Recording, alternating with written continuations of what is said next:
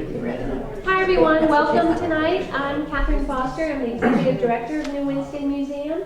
May I see by a show of hands how many of you are here for the first time? Wonderful, that's great. We love new visitors. Jerry, I know that's not true. You're great. We love new visitors and we welcome you to come back and enjoy this exhibit. This is Planes, Trains, and Automobiles, Winston-Salem's Wheels of Change. And it covers much of the technological components of transportation, but more importantly, the impact that it made on our community. And so it's a very interesting exhibit. This event tonight is an example of some of our regular programming, and we're glad that you're here. And I'd like to introduce you to one of our board members. This is Brenda Hutchins. Thank you, Catherine. Thank you. I'm not sure that I know how to use this. There you go. Yeah. You're good. Yeah. I'm not unfamiliar with public speaking, but I hadn't planned on doing it tonight. But I will tell you personally what fun it has been to be involved in this museum because it's been such a grassroots effort, and yet it really was the sort of brainchild of Frank Haynes, who had this idea that Old Salem was doing this brilliant job of telling the history from the mid-1700s until the mid-1800s, and that somebody should pick up, say, from the Civil War on. And he purchased this property for us to do this.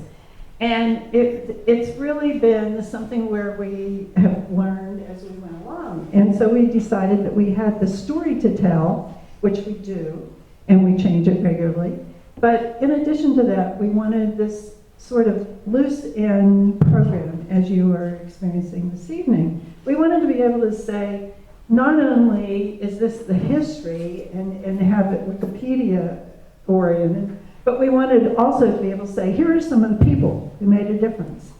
And so in the exhibit of Planes, Trains, and Automobiles, we decided that one of the interesting parts of this was not only was that the first wheels that ever came to this part of North Carolina came by the early settlers, and this was verified, we're told, by Fan Bromley, that the early settlers, when they brought their wagons, brought in the wheel. So we didn't invent the wheel for this exhibit, but we have started thinking about it. And the wheel on the wagons evolved into the wheels of railroad, which segued into the wheels of automobiles and ultimately airplanes. And then it was other things such as buses, emergency vehicles, etc., children's toys even, bicycles, tricycles. And so we saw this as a historical representation that we wanted to bring, and Chris, who does a marvelous job on this, presented this educational exhibit that you see here tonight. But in addition, we wanted to have some of the players. And so, as a member of the program committee, I said, you know, I have this friend, her name is Sandy Gitter. Sandy was one of the first female airline pilots in the state of North Carolina. And so we started talking about this, and it began to segue not only just what women were doing what, but were we not a generation of women who were unusual? And both of us realized that, for example, our mothers were the first women in our family who were eligible to vote. And from 1940 on, women's roles had a different change. And so you're going to meet tonight 3 women who were involved in aviation. Now, they were not exactly flying over the oceans. What was her name? The one who disappeared? Amelia Earhart. Fortunately, they were not Amelia Earhart. But even better, they made it successfully and are still alive. And so, 30 years ago, Sandy, the blonde at the end of the table here on your left, Sandy and I became friends because Sandy and I arrived in Winston-Salem, and we both married attorneys. We were both the second wife, and we were both career women, and we were different. One person said to me, I don't understand why you just can't go to the club and play tennis. I had a career, which is a separate subject. But anyway, Sandy certainly had hers. And my career was in design, and I was on a flight getting ready to go to Guangzhou, China, and had a change of planes in Charlotte. And I'd already met Sandy and gotten to know her just briefly. And I saw Sandy walking down the corridor of the Charlotte airport. Sandy's 5'10", blonde, looked like Barbie doll, and she was wearing a pilot's hat. And she was also a runner.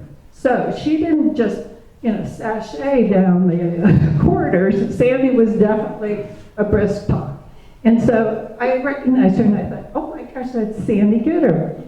And I saw what happened. She walks down that corridor with her pilot's uniform, and every man who walked past her walked by and they looked, and then they looked. And then people on her flights would think that she was the stewardess and ask her to get them coffee. And I think Sandy will tell you that there was a story of one time when she and another female pilot were the two up front, and men were panicked. So these girls had a lot of stories to tell. So I hope you enjoy this evening's talk with these gals, and I hope that you will come back to the Winston-Salem Museum. We are a newcomer on the museum scene, and unlike some of our more adult brothers and sisters in that industry, we don't charge anybody to come in. So this means that we're sort of like PBS.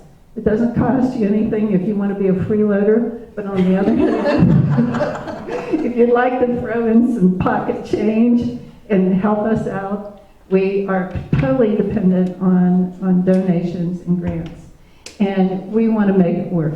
We want to be the voice of Winston-Salem from, say, 1850 on, capture memories that people have of their parents, perhaps, or their own careers, and go forth with that. Chris? Thanks. You can hand that to Connie. I'm not talking. Connie can take the mic. Connie, Yeah. okay. And thank you all for being here tonight. It's my pleasure to introduce our panelists tonight and our moderator. And it was just pointed out to me, I knew that today is actually the 112th anniversary of the Wright brothers' flight in 1903, but it also happens to be the 80th anniversary of the first flight of the DC-3, which is a plane that the early Piedmont Airlines was dependent on, and a lot of folks, including my parents, are very fond of and remember flying on the DC-3s early in Piedmont's career. So it's apropos that we're having this discussion tonight, I think.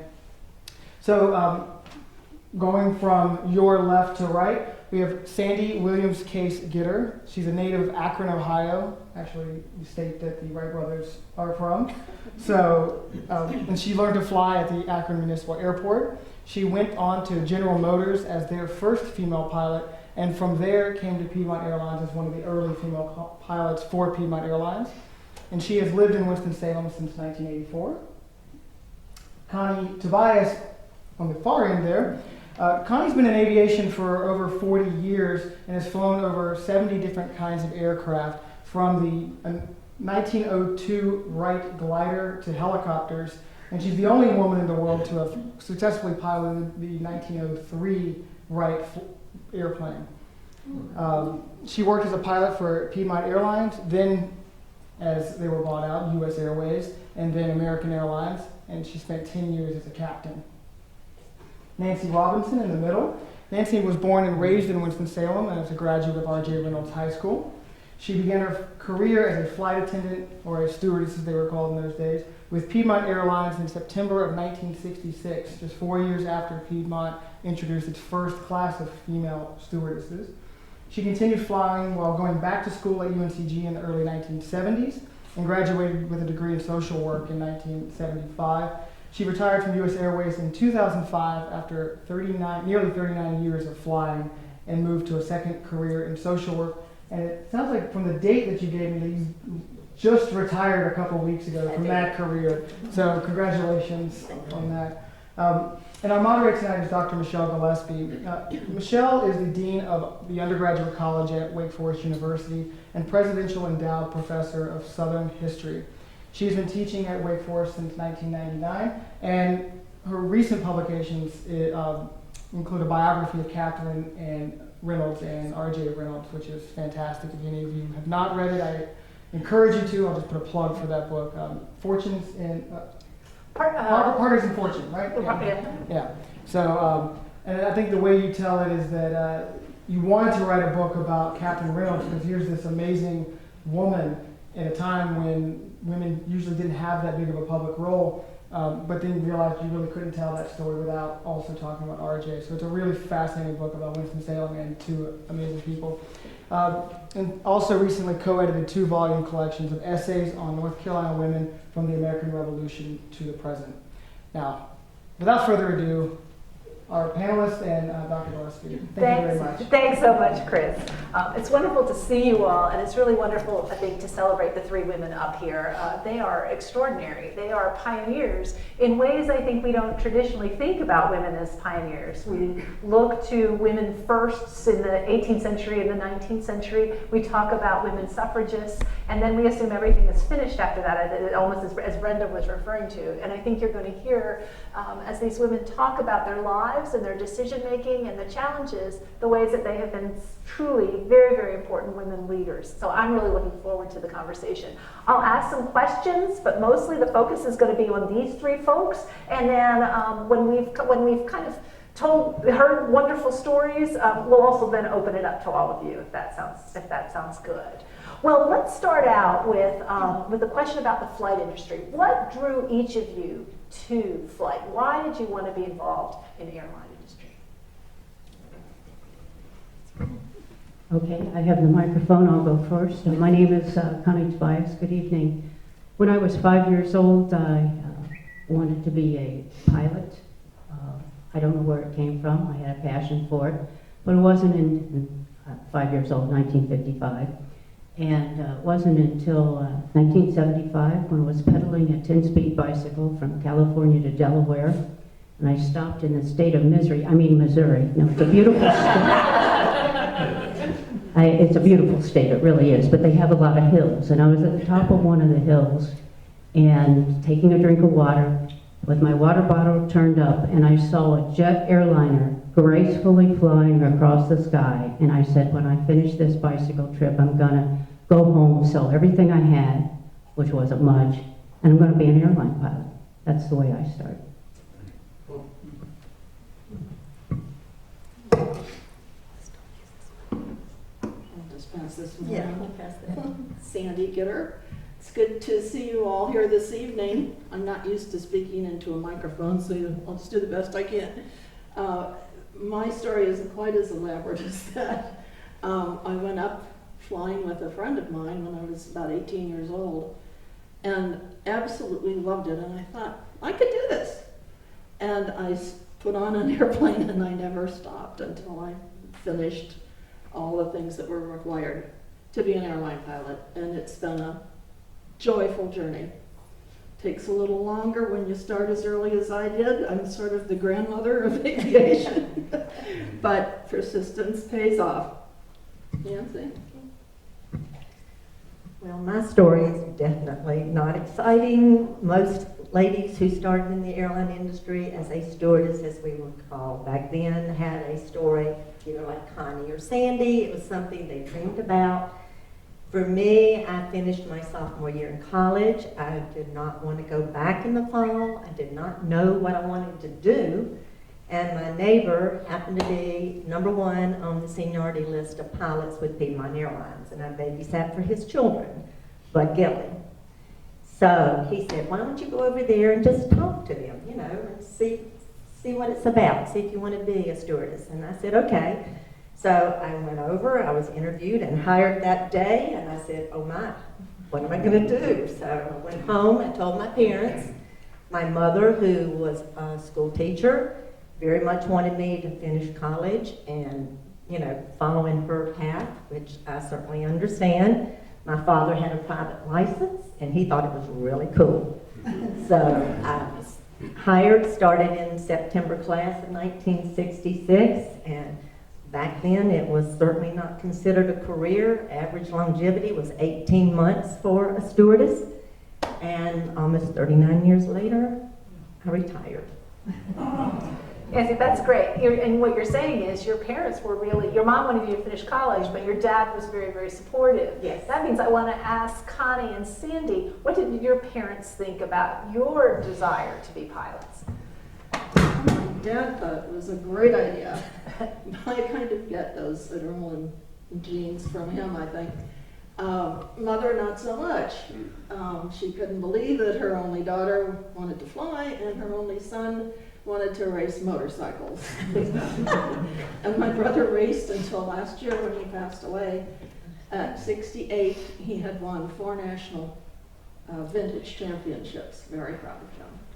And he started flying, and he was much better at it than I was, but it wasn't fast enough and hard enough track, I guess, for him. Connie? Both of my parents thought it was a great idea. My brother was into scuba diving and captaining boats, and I was into flying, and they loved it.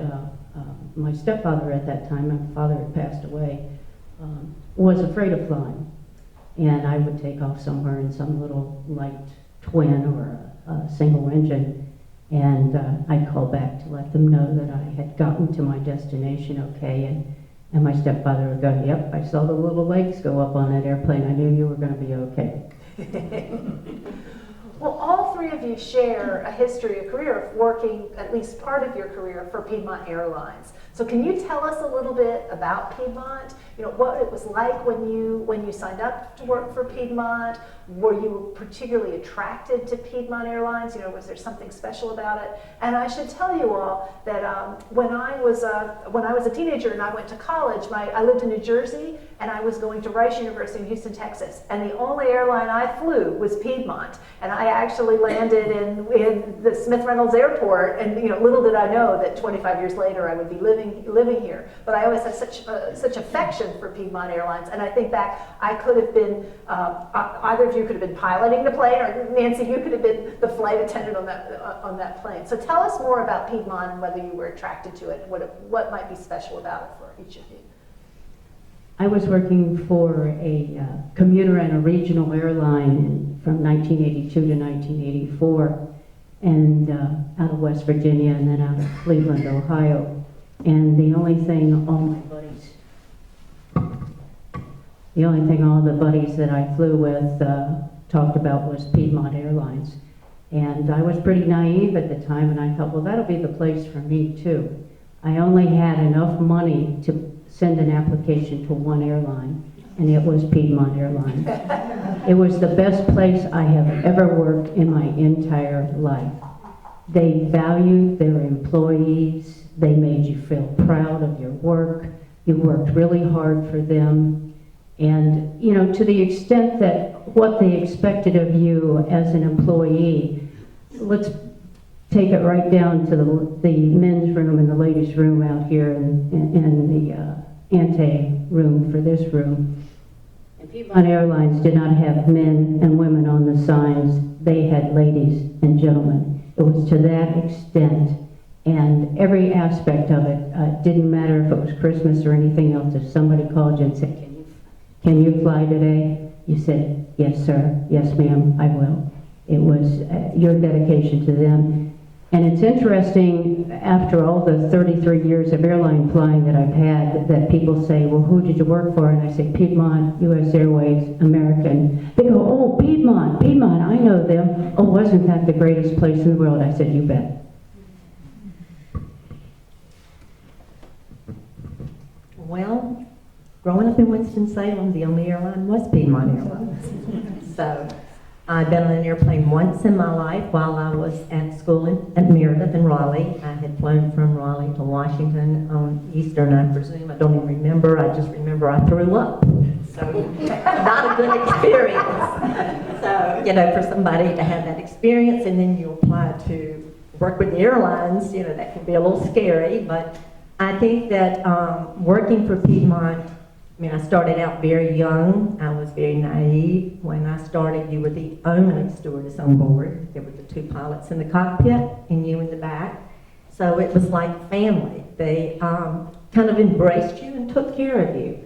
You get to an overnight, and they made sure that you were in your room okay. If we were going to go to eat, they would ask you, would you like something to eat? Do you want to join us?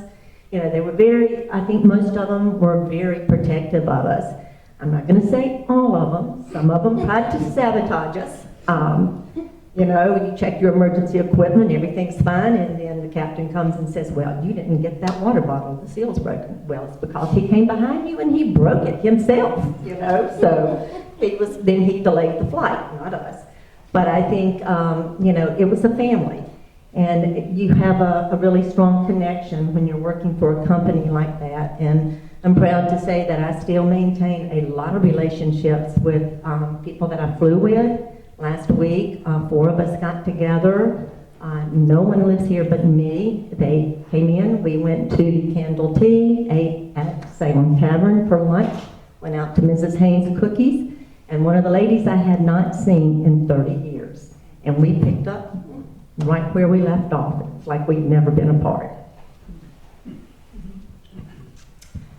Well, Piedmont is the only airline I ever applied to, ever wanted to work for. It's a management style that I'm afraid has gone by the wayside.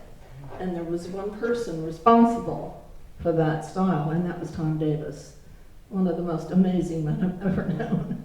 I absolutely worshipped him, and I kept begging to fly for his airline. It took a while. I had the credentials, but I couldn't seem to get through the door. And I was extremely pleased when it finally happened. It's a great company to work for. Not that others aren't. The paychecks kind of stayed the same, but the camaraderie and the way the employees were treated, so different. I was no longer Sandy Gitter. I was 71530. Anyway, I'm delighted to finally have gotten to fly for Piedmont. It's a great organization. I just want to add, too, that in the 60s, we weren't really big, and Mr. Davis could call every one of us by our name. He knew his employees. What did it mean as women pilots to be in Piedmont Airlines? And did that matter? Did gender matter? And really, did that matter career-wise? There were very few women who were pilots at that time. And Nancy, even for flight attendants, there was a big transition because the first flight attendants before had been men. They handled the baggage and they also did the service. So you were entering at a time when there was a transition to women. So what did it mean to be women in these professions, and what kind of challenges did you face? Or, well, maybe I'm leading you there. Did you face challenges as women in these occupations, and what were they, if you did? I can honestly say I thought maybe the men were more challenged than I was. I was there to stay. I loved what I was doing, and I think exposure generates trust. Once people know that you can do the job, it's okay.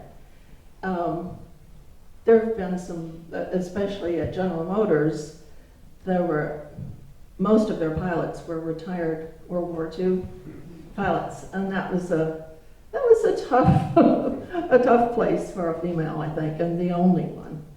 Many kind of snide comments, but you just kind of blow that off and keep on doing the job, and it all works out. And why were you able to do that? Did you have a lot of women friends who supported you, or did you have men around you who were supportive, or was it just your makeup? I think it was just one man. I wasn't going anywhere. I really liked what I was doing, and I tried to behave myself and do a good job, and let the comments roll off until they learned. It was a learning curve for them more than it was for me, I think.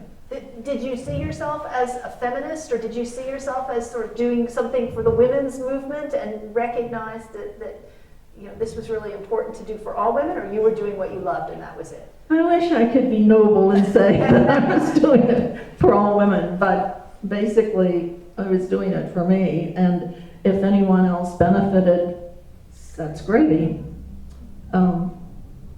I have good feelings about my entire career, although they're a little, I'm sure you've experienced that in your career as a dean. Little bits and pieces there. Yeah. Anyway, Nancy? Well, when I started, with Piedmont, of course, females were pretty new. First class was in 62 and I came in 66. But in the major airlines, there were females. There were stewardesses, and it was looked upon as a very glamorous career. As I said, there were a lot of limitations though on us. We signed a contract that said we had to retire at the age of 32, or when we got married, or if we had a baby, whichever came first. So, they didn't expect us to stay. The longevity was 18 months average. And I certainly wasn't thinking about trailblazing, it just, I kind of fell into it. I loved it. I think it's the best job in the whole wide world. I wouldn't change it for anything. There were some moments that people had a little hard time adjusting to females on board in the back. The pilots weren't used to it, but they should have been glad because the captain and co-pilot had to share rooms with the purser, but when a female came on board, the captain got his own room. So, hey, we helped with that.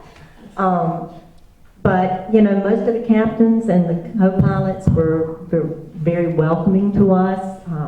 Station personnel, once they, kind of got used to seeing us and figured out, well, we're not going anywhere. And the men, they were hiring, actually they didn't hire any more men. After they started with the females, they stopped doing that. And they didn't start hiring men again until, I think it was 1976. So, and that was well after the EEOC, passed saying, discrimination. So, and then they had to readjust.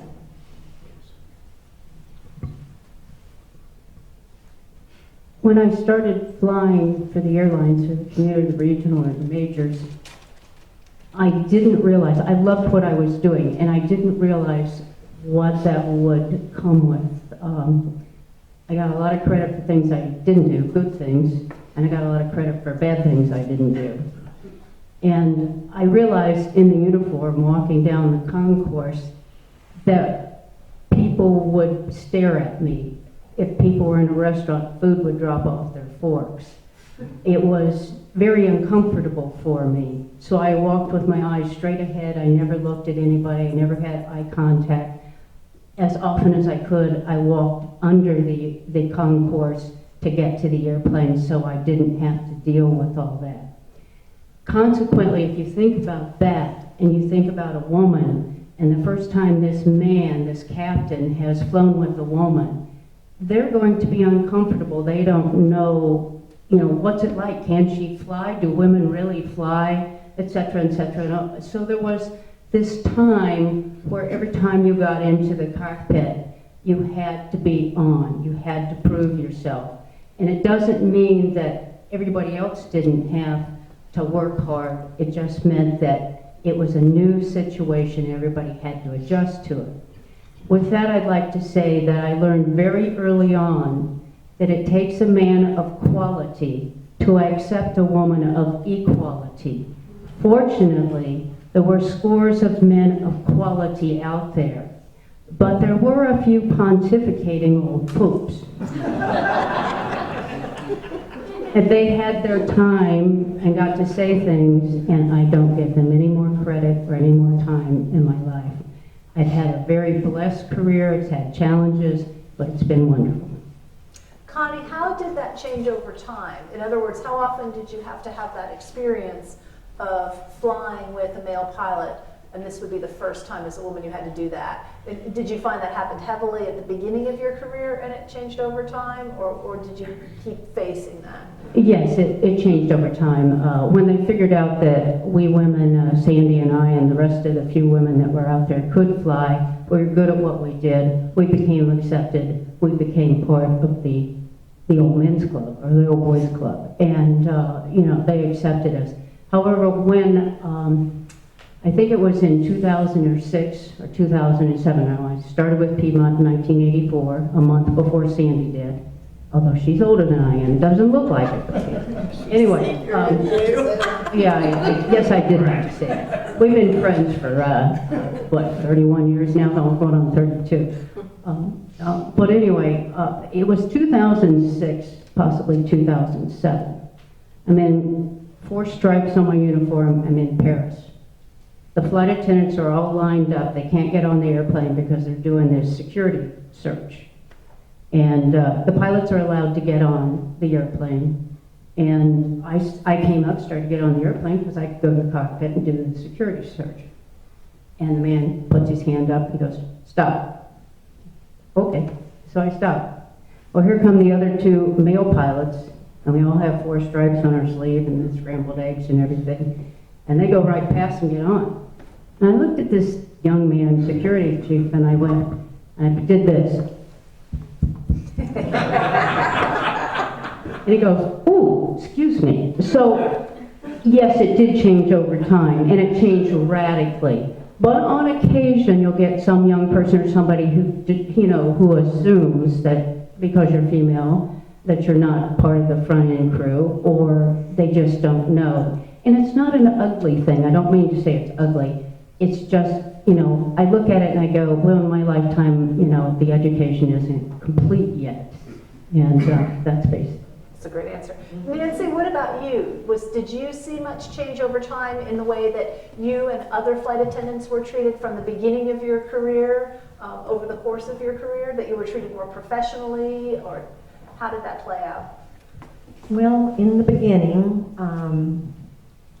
females were put on board to serve the passengers, and most of the passengers were men. They were businessmen. And yes, they flirted.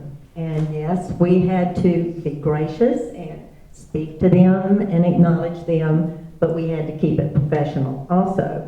So, that could be difficult at times when you've got people, trying to undermine your position on the aircraft. Because I truly believe that we were put there for safety first and then to serve the passengers.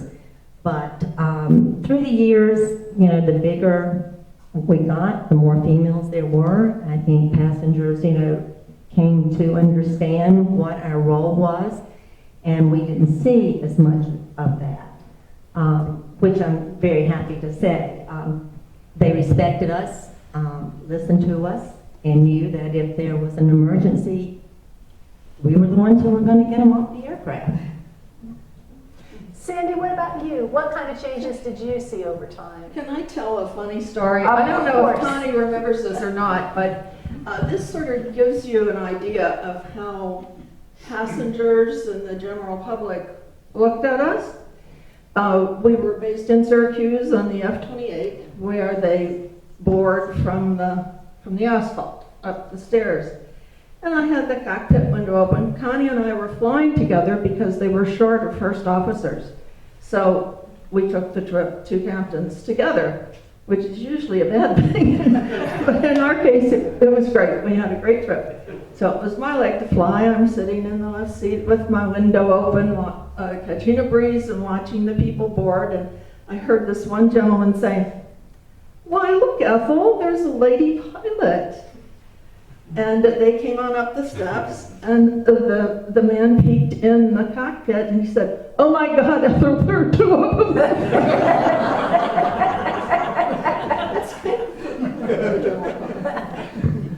Well, I can add to that because some passengers boarded one day and saw 2 female pilots in the cockpit, and then they looked in the back, and we were all female in the back, so they had a full female crew. Are you going to get off the flight? No, you're going to go to your destination. That's great. Well, how about, I'll change tactics for a second here. What about role models? Who were the most important role models to you growing up? And were they in the flight industry? Or even over the course of your career? Did you think about, were there other role models for you? The role models when I was a child, I grew up in Dayton, Ohio. My role models were Wilbur and Orville Wright to begin with. And it wasn't until I was a captain for the airline that I really learned about the WAFs, the Women Air Force Service Pilots of World War II that flew bombers and fighters. They became some of my role models. And then there was this lovely lady who's almost 92 years old right now, and she just drove down from Ohio last weekend to visit me. Yes, at 92, she's an excellent driver. And she's been flying since 1943, and she taught me some of my flying, and she was a role model. Well, I did not have any role models in the aviation industry. And like these two ladies who aspired to be pilots, I did not aspire to be a flight attendant. It's just kind of fell in my lap. My mother, though, was my role model. She was a very strong, independent woman. She was a school teacher for 32 years and very respected by her students. And she was very strong and could stand on her own 2 feet if something should ever happen to my father. And I knew that. And when I chose this career, even though she was very upset that I was not going to finish school and said to me, okay, you got 6 months to get this out of your system. And then if you don't go back to school in 6 months, you're on your own. And I said, okay, fine. And 6 months later came, and I had barely tasted what it was like to fly. And I said, I'm not ready to give it up. And she said, okay, if you finish school, you do it on your own. And I said, that's fine. And 7 years later, you know, I think because of my upbringing and her being strong, I went back to school. And I did graduate. And I continued to fly. I flew 6 nights a week from Winston to Lynchburg, Virginia, to LaGuardia, back to Charlottesville to Winston, and I did it 6 nights a week so I could go to school during the day. And 2.5 years later, after flying that kind of schedule, I graduated. And I don't think I would have been able to do that without her, you know, being there for me. And I will say this, in the end, she was glad I was a flight attendant because she got to go places with me. I guess my dad probably made a greater impression on me than anyone in my life. He was an inventor and an interesting character in his own right, but he always told my brother and I that we could do and be anything we wanted, and he believed that with all of his heart and soul, and I believed him. And so here we are. It's great. That's really wonderful. You're both, all three of you are very, very modest about, I think, your accomplishments. And I'm struck, Connie, by your citing the WASPs as these extraordinary women, and who historically we know very little about, this earlier generation. And I actually had an opportunity to talk with and interview women WASPs, and they are so modest about themselves. And here you are, another generation, and you're also being modest about yourselves. Why is that? Why aren't you prouder, all three of you? You're proud of your accomplishments, but I think that I think men being first in the way you've been would be much more boastful about it, frankly. I'm a hell of a good aviator. there we go. Okay. Absolutely. Good. That about sums it up. Well, I'm very proud, too, of what I've done. As I said earlier, though, I don't see myself as a trailblazer, even though I am a product of the 60s. But I still don't see myself as a trailblazer. I was doing something that I wanted to do, and I think if you're lucky enough to find a career that you really, really like, you're very blessed. Mm-hmm. I agree with that. And generally speaking, maybe women are a little less boastful than most men, I think now. I don't know if that's true or not. I guess it's an individual thing, but generally speaking.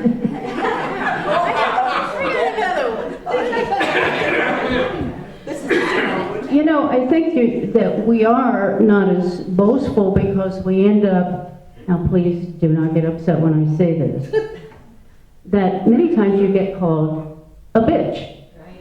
But you know what the acronym BITCHES stands for? Boys, I'm taking charge here.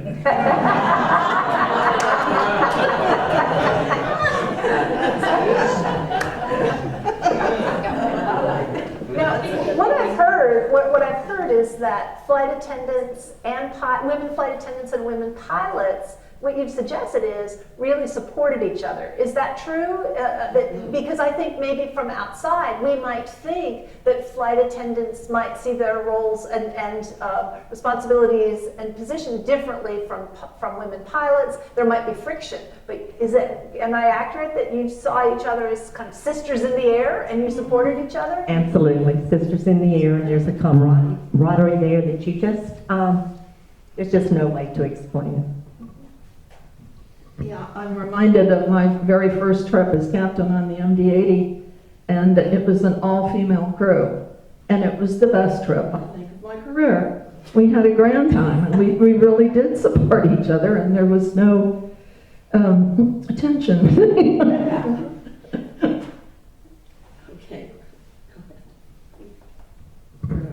Tell a story. Do you wish to tell a story? Some of the best supporters of me as an airline pilot were the flight attendants.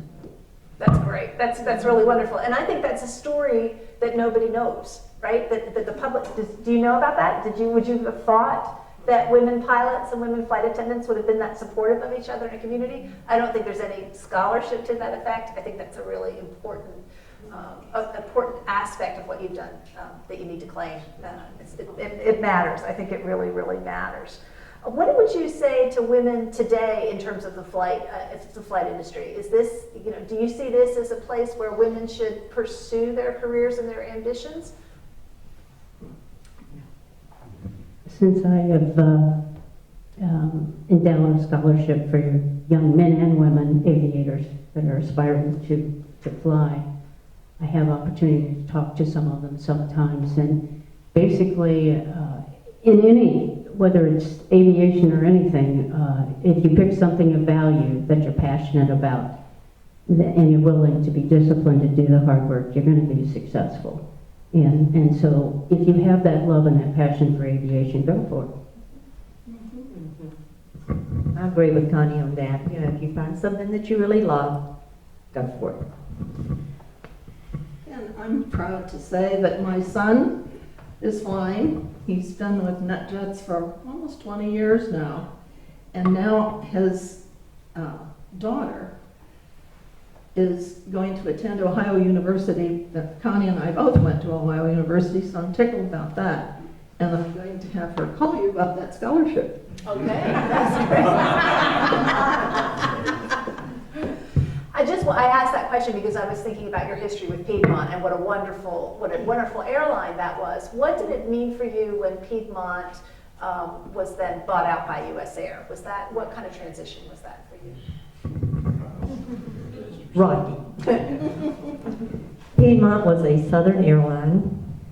We catered to the public and to our passengers. We had that southern hospitality. We enjoyed going to work. It showed on our faces. And US Air, totally opposite. They just didn't have it to really reach out and make the passengers feel at home. I think for us, it was ingrained in us. It was part of who we were. And I'm proud to say that when I would be working a flight, and we mixed crews, original US Air, Piedmont, invariably a passenger would come up to me and say, "You've got to be Piedmont." And I'd say, "Really?" He said, "There's a difference here." He said, "You're smiling, you're happy, you're enjoying your job." And that's true. That's true. And there were a lot of changes when US Air came. They wanted to get rid of every procedure that we had as far as service, and even if they wanted a mirror image of exactly what they did. And that was very hard for us to try to be indifferent, when we were providing that service. So if we didn't have an original US Air flight attendant with us, we did it the Piedmont way, Of course, if there was a US Air person on there, then we had to kind of think about, okay, we better do some of their procedures. But it was different, it was just a whole different environment. They gave me a job when I needed one, and I really wanted to fly. That's a great answer. I've asked you lots of questions, but I bet there's questions that I haven't asked you that you wish I had. What would you want to share with the audience about your experience? Something I should have asked that I didn't. Well, I've had a special request from a friend of mine to tell this story. This is another silly story, but it's again sort of the way we're looked at by passengers as women pilots. First, as far as Piedmont changing to US Air, there was decidedly a difference in management style. It wasn't quite as warm and fuzzy, and as I said, the paycheck was the same, and you go with the flow and you do your job, but it really was quite a decided change in atmosphere. Rita Gray asked me to tell this silly story, but when we were on the F-28 in Syracuse, this lady boarded the aircraft, and I was standing in front of the cockpit, and she said, "Would you mind hanging my coat, miss?" I said, "I'd be delighted." So I hung her coat, and then I climbed into my seat, and at the end of the flight, she came flying up the aisle saying, "Oh my God, I'm so embarrassed. I'm just so embarrassed." And I said, "Listen, I'm just delighted you think I look good enough to be a flight attendant. And we are a service organization." Well, one of the things that Michele didn't ask, I think a lot of people really aren't aware of some of the restrictions we had when we were hired in the 60s.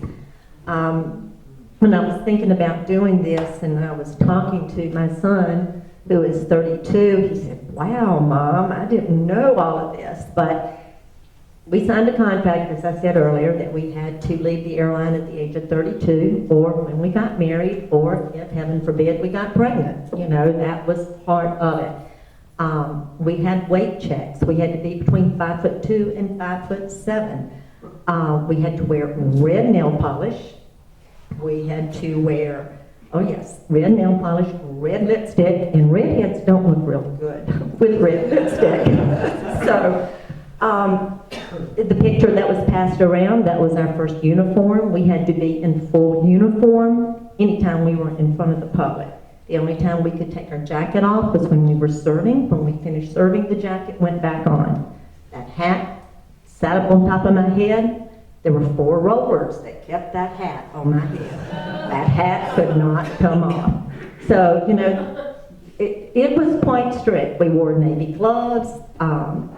In the wintertime, we wore white gloves and spectator shoes. In the summertime, it was a very professional look. So, as I said, there were a lot of things. The men, the pursers, stewards, they could be married. They could have families. The same rules did not apply to them. So, in the beginning, I don't think it really mattered to a lot of us, but as it started to be looked at as a career, then it did start to matter, and we did want to fight. That would be the only trailblazing that I see, is that we did want to fight because we wanted it as a career. As I said, I think it's the best job you could ever have, and I wanted to stay. I didn't want to leave at age 32 or when I got married, and I didn't get married until after 32. So, I was going to make sure I was going to be around a while. Something you didn't ask was about how some of the public may see us or treat us. And if I might say that back in the day, the men's hair was really short, and mine was longer than it is now. It's more like Nancy's length of hair. And I was captain on the Boeing 727, sitting there, and I told you before, I used to hide from the public because of all the staring and everything that went on.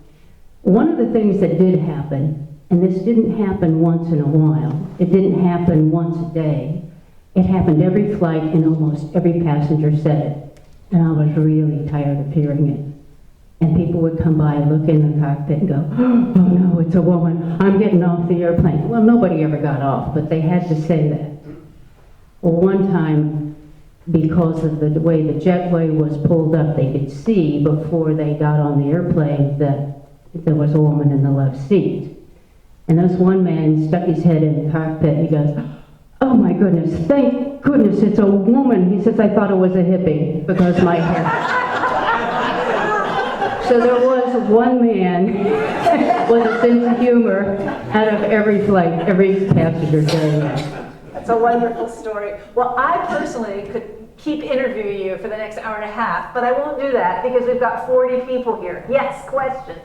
What's the hairiest flight you ever had, as pilots and also as students? And was it weather related or people related, right? Any way you want to cut it. The hairiest flight. Areas like, I mean, flame outs, engines out, wheels, broken wheels, I don't know. Well, I had some situations where the nose wheel wouldn't come down, and it finally did come down. We didn't know whether it was locked, et cetera, and so on. And one of the fearful things is fire in flight, and we thought we had a fire in a lavatory at one time. So, you know, those things you're trained to do. I retired this past March 17th, 2015. I turned 65 on the 18th. And they say, can't fly anymore, you're qualified, but you can't fly, you're too old. So right before I retired, a few months before I retired, I had a ear problem. And I left Charlotte, and we were working on it all the way to New York. And we got up there, and I had informed the flight attendants that we had a problem. I didn't know which gear it was. I did not, because some rubber had been left on the runway in Charlotte, and they thought it was our aircraft. And I had a brand new first officer in the right seat. He is 6 months with the company, excellent pilot, worked other places, but he was brand new. All flight attendants in the back were brand new. And I had a full airplane. I had 2 senior captains from 2 other companies sitting on my jump seat in the cockpit. I'm 64 years old, and now I have a full-blown emergency going in to New York City. And everybody knew we were coming. I was trying to burn off some fuel. And I executed a go-around, which used to be called a flyby.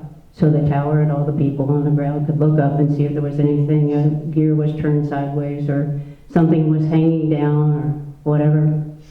And had this little tiny flight attendant, about this big around, young. The hardest thing I ever did as a captain was bring her to the cockpit and explain to her that we have a situation, don't tell the passengers yet, I don't want any panicking, but I want you all to be looking at your books and make sure everything is okay. When we land, I do not know if I can keep this airplane on the runway. I do not know if we're going to catch on fire. We may go straight down the runway.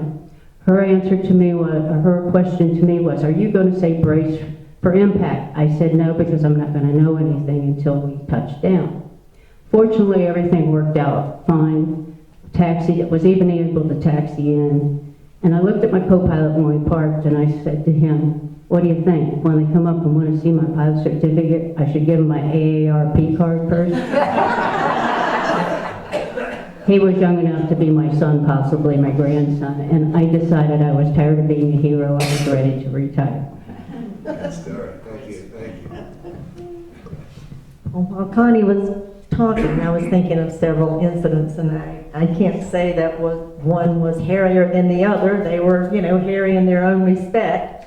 But once again, in the New York area, we took off out of Newark one night. It was Christmas Eve, and on board was my brother. He happened to live up there. And I was working with my roommate, and we were heading home for Christmas Eve to a family gathering that we did every year. And of course, very excited about it. And on takeoff, we had a hydraulic failure and had to go back in for an emergency landing. We prepared, but everything turned out fine. Like these 2 captains can say, you get the signals, that there might be an emergency, so you prepare for it. But you're very blessed when you get on the ground and everything's wonderful. Yes, for sure. Really haven't had any too scary incidents. I think the worst two things are people, hijackers, and fire. And fortunately, I managed to get through 35 years of flying without either one. The only thing that I considered fairly hairy was one night going into Binghamton, New York. The whole East Coast was shut down for weather. There was no place to go. We really didn't have enough fuel to go anywhere where we could land. I mean, it was closed in. Couldn't get a word in edgewise on the frequency. And I said, we gotta land here because this whole thing is gonna come down. And he said, well, we can't because I haven't talked to the tower and I haven't talked to ATC. And I said, we're gonna land here. And we landed there. I'll make my apologies later. And when we got off the airplane, the whole sky broke loose. And we would have been, I think, in pretty serious trouble because there just was no place else to go. You made So the right sometimes call. you have to break the rules and do what makes good sense. That's why you're the captain. That's right. That's why it's bad decisions. Captain's authority. Thank you. Other questions? Yes. Nancy, I'm intrigued by your movement from being a flight attendant to social work. Connection?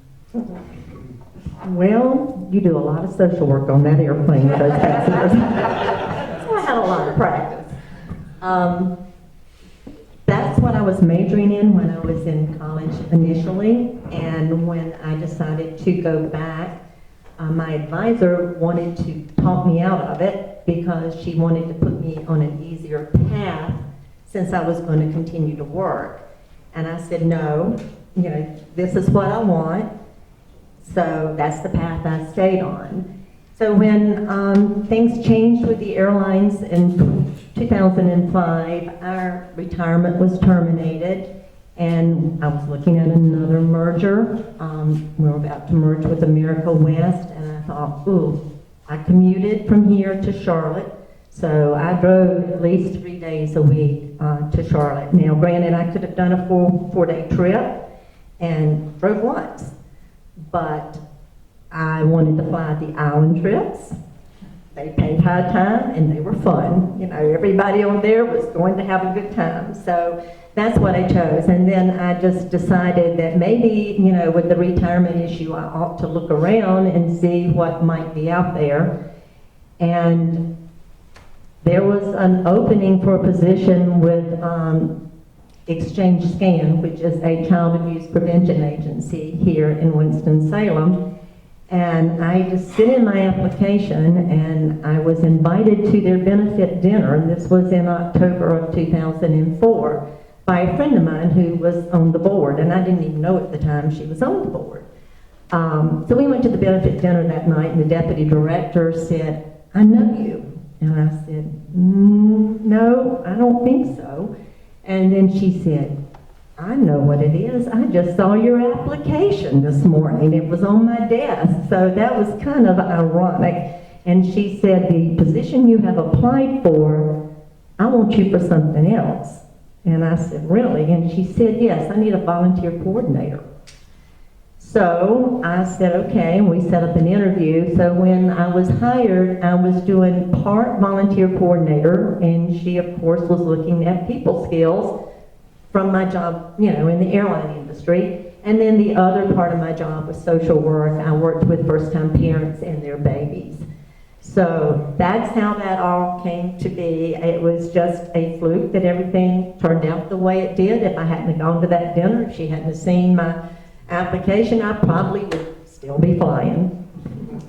I have a follow-up on that to Sandy, as I know you're interested in horses and dressage, which is about control. Do you see any connection with your pilot career and your interest in dressage. Shame on you, Jerry. I think it takes a certain type of person, I think, to do what we've done. Exactly. And you have to be able to make decisions. I don't think you have to be bossy, but you have to be strong and you have to make the decision now. You don't get the luxury of, like my husband did, of studying up on a case before he goes to trial. It has to happen now. And it's the same way with horses. The difference between managing a horse and managing an airplane is that the airplane generally, except for weather perhaps, acts the same, input and the result. A horse, not so much. You might be having a good day, he's not, or vice versa. So you need to be flexible, but you need to maintain a gentle command. Does that make any sense? Yeah. Totally. Beautiful. You know about horses. Other questions? I would like to ask Connie whether she had ever flown an airplane as a test pilot. Yes. What kind of plane was that? 1903 Wright Flyer, exact replica, and a 1909 original Valerio. You gonna tell us about it? Well, if you want to know about it, I don't know. Answered the question.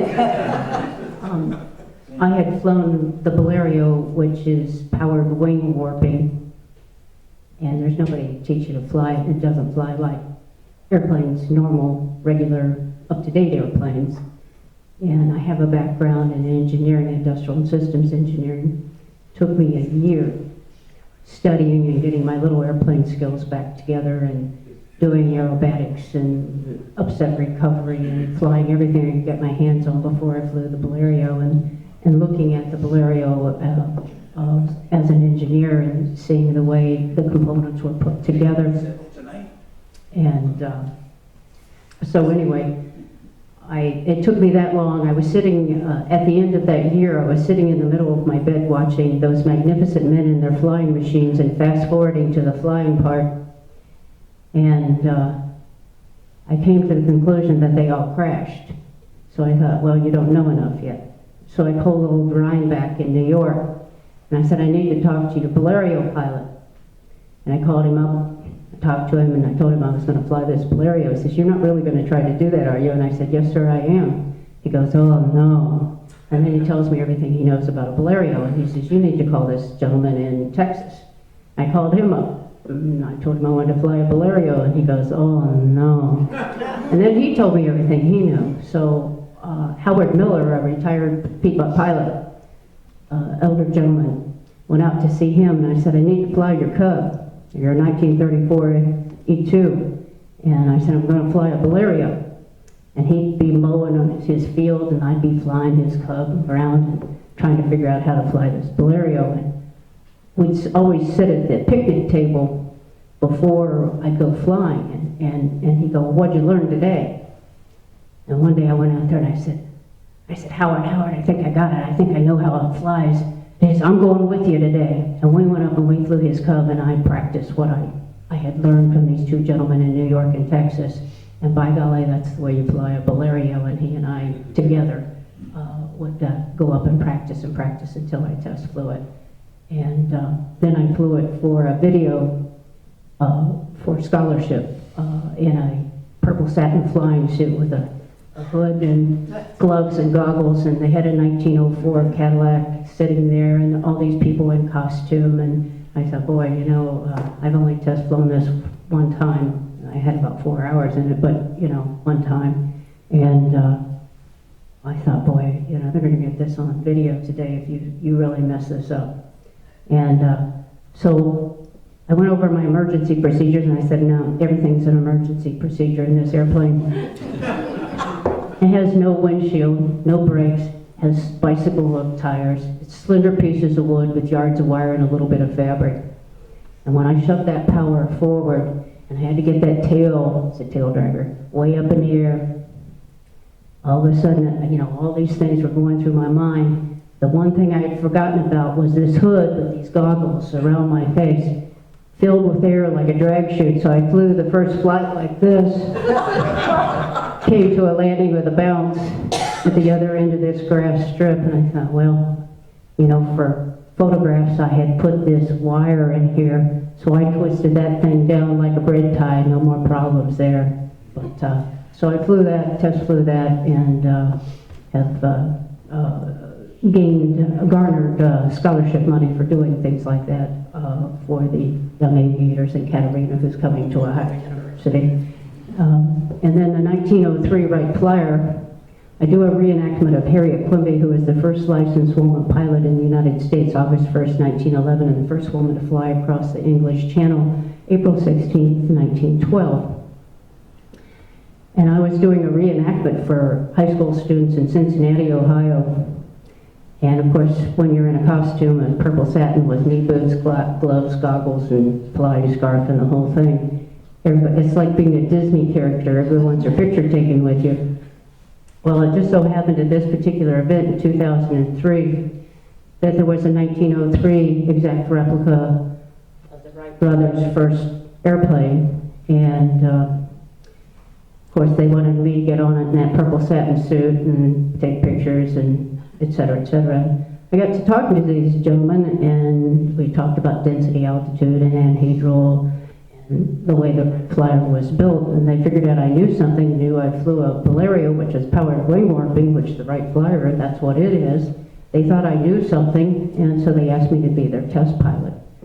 And they wanted me to go fly a 1902 Wright glider off on the sand dunes, and I said, no, I'm going off to the Middle East. I got to fly troops back and forth during the Iraq War. I did that, came back, and then ended up flying the 1903 Wright Flyer for the 100th anniversary. Wow.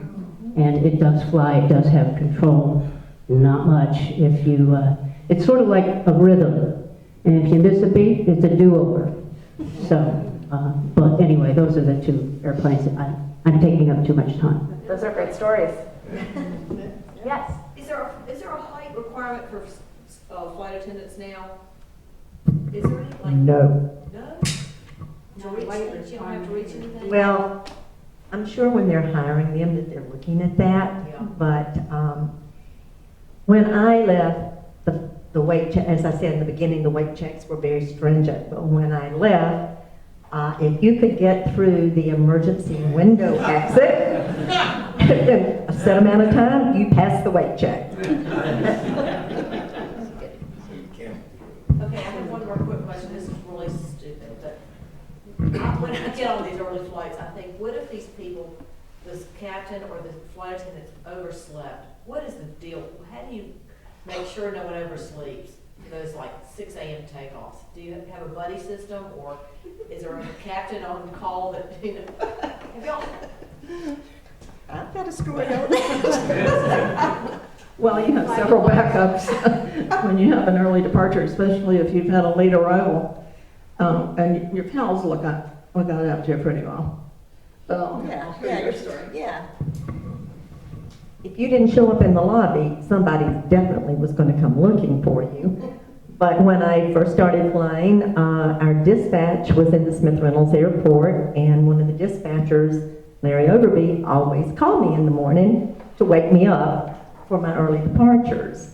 I did oversleep one time in Wilmington, and it was in the days of the original uniform. I had long hair. We were not allowed to have long hair. They cut my hair when I went through training, and then I grew it back, so I had to wear a wig. So I carried a wig stand with me, and at night I'd take my wig off with the hat pinned to the top of it and, you know, put it there or put it over the lamp. And they called me one morning and said, Nancy, where are you? And I went, oh my gosh. So I jumped up out of the bed and threw my uniform on, threw that wig on, and down I went. But, you know, they would check on you. If you weren't there, they figured you either overslept or something was wrong. One flight attendant story I can't resist. It better be nice. It is really. It's the two male pilots they were flying international, and there were 3 pilots in the front, 2 males and me. And we had, there were 17 crew members or something like that. So there were 14 flight attendants in this. You couldn't keep everybody's name straight or who was who in the back. You all got an introduction, and then off you went to Europe. Well, this one flight attendant let me in on it. And she had wigs, different colored wigs, different style wigs. First time she came to the cockpit, the guy said, "Now which one is she?" And I gave the name. And then she came up a little bit later, she had a different wig on. Well, she looked different. And the guy goes, "Well, now who was that one?" About the 3rd or 4th time, I just was about to bust a gut, but we never told those guys. They just could not get it straight. That's great. Other questions? How about right here in front? Have any of y'all ever jumped out of a perfectly good airplane? Absolutely not. Just Connie. Yes, one of our other lady pilots, Lori Klein, Captain Lori Klein, when she turned 40 a number of years ago, a little over 10 or 12 years or 15 years ago, whatever it was, she decided she wanted to jump out of an airplane and her husband wouldn't go with her. And I volunteered. Well, I got to thinking about this afterwards, and her husband's sitting around the table, and he goes, "The weather's bad today, you're not going to have to go." I go, I know. Well, the weather cleared up, and I had to go. And we jumped out, and I said something not very professional on the way out. But I was also attached. The only reason I went, I was attached to a very good-looking man. I was a tandem jump. And I thought, well, I could do this, until we started out the door. And I said something very bad. And when we got on the ground, Lori says to me, "Oh, we did a backflip on the way out." And I go, "We didn't." I looked at the video. We did. I had my eyes closed. I saw one hand over here a minute ago. Yes. Okay, kind of a long observation and 2 quick questions.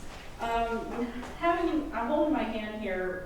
Women in Aviation International put up the stats for December 31st, 2013 of women working in aviation right now. It's as current as it can be anyway. So I have here pilots, and that includes students, private, commercial, sport, recreational, all of that. The percentage of total pilots that are women are 6.61% out of all of women in the country. Flight instructors, only 6.46%. Non-pilots, which includes mechanics, repairmen, dispatchers, and of course flight attendants. Non-pilot total is 22.52%. And of course for attendants, 80.4.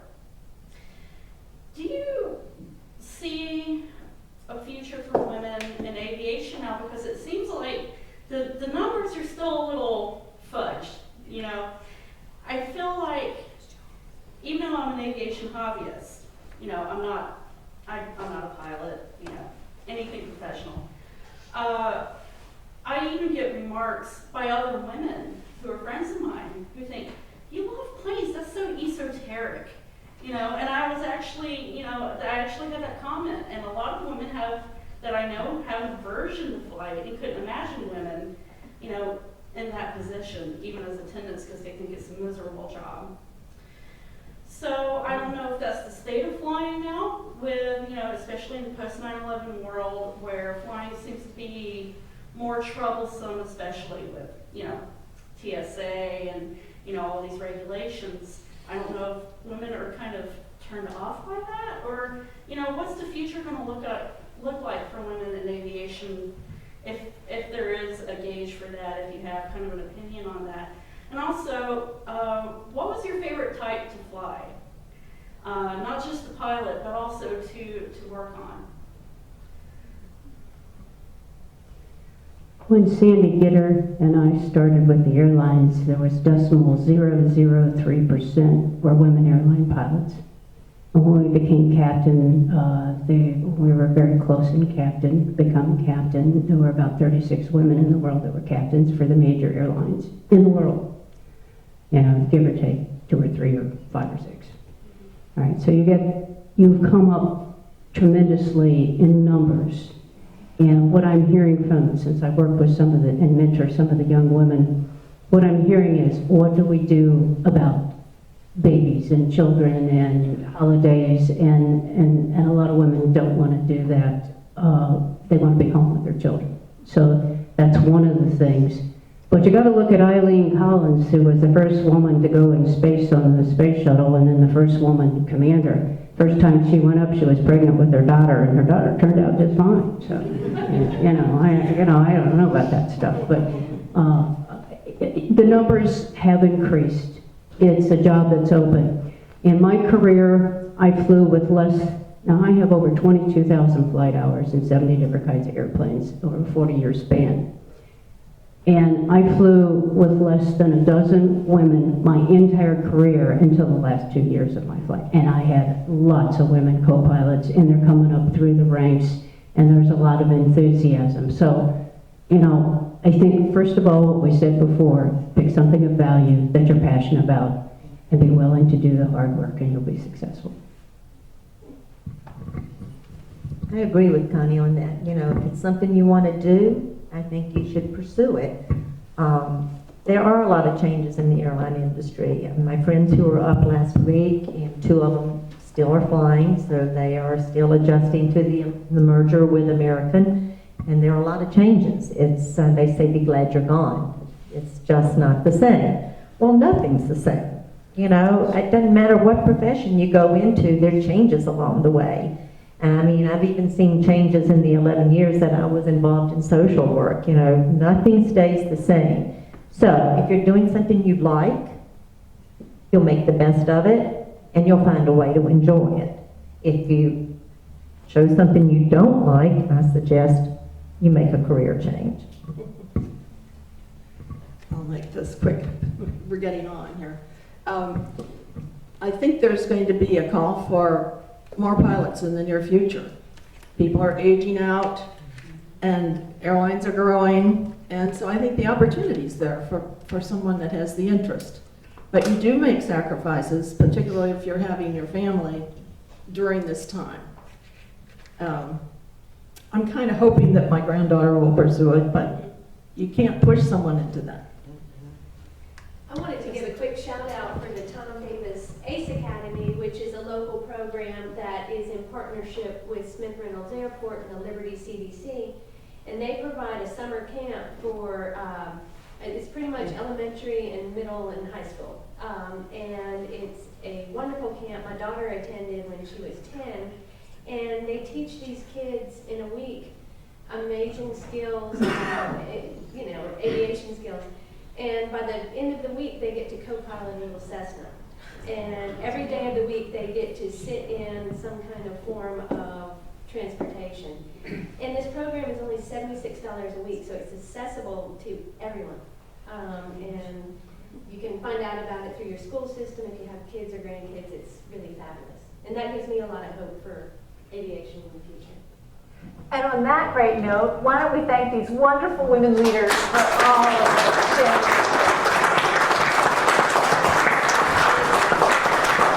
Okay, we're done, but I want to give Victor Hugo's poetry one thing. Be like the bird that, pausing in her flight, a while on boughs too slight, feels them give way beneath her, and yet sings, knowing that she hath wings. There's the key right there, knowing that you have wings. Thank you all so much. We have some little parting gifts for all of you. Flower, and also our exhibit coach, Jenny Plains Trains and Automobiles. There you are. I have no other. I'm going to put it down here.